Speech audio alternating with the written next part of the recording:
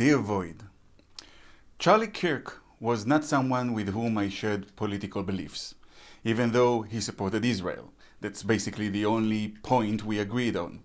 He was pro-life, I am pro-choice. He was anti-gay rights, I am pro-all human rights. He was religious, I'm an atheist. He was a Christian, I'm not just a Jew, but one that blames Christianity for, well, let's just put it this way, a lot more than I blame Islam. In short, we did not agree almost on anything. But he didn't commit any capital crime. He didn't murder anyone, he didn't rape anyone, he didn't assault anyone. His entire crime was speaking his mind, conversing, debating with people. And for that, he was executed by a cowardly waste of space, which I'm sure will be caught and brought to justice. And according to reports, this waste of space had anti-fascist slogans written on his gun. And that's where we are, where words mean nothing anymore. Because who is the fascist? The person calmly debating and conversing with people? Or the waste of space executing those who dare not to agree with him? You know, I kind of debated with myself if I should even make this short video about this topic. After all, I'm not American. And there's more to the situation than just the political divide. Issues that are basically internal American issues, like the question of gun control, which is another point I disagreed with Charlie Kirk about. Although, for the record, after the 7th of October, I tend to disagree with full gun control the way it's done in Europe and Israel as well. But that's another issue. The point is, I decided to make the video because the West has a tendency to import things from America, especially close allies like Israel.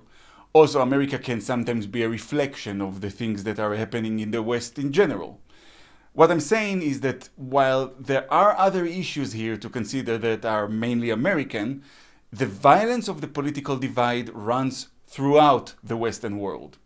And unlike what the media, and of course also social media, is doing right now, I don't forget that it's not violence that comes only from one side. Don't be a cat focusing on a laser dot that is shown to you by the media. Take a larger image in. January 6th, for example, was also an act of political violence. And if those people got their hands on the politicians who were hiding in the Capitol, we would have witnessed the first ever political lynching. There are evil fucks on both sides. People who want to see our systems collapse and the world set on fire. And you know what's the scary thing?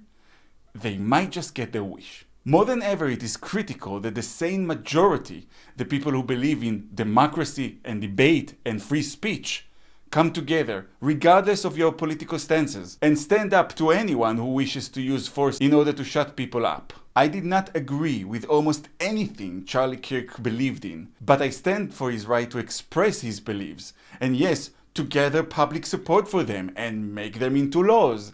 That's democracy. And if you don't like that, fucking go live in the Palestinian Authority or in Russia. Speak out against political violence. It's up to you. Start with taking out of your life the toxic elements in it. People who celebrated this murder online, stop following them. Stop participating in this horrific display of inhumanity. And if you have people like that in your personal life, cut ties with them.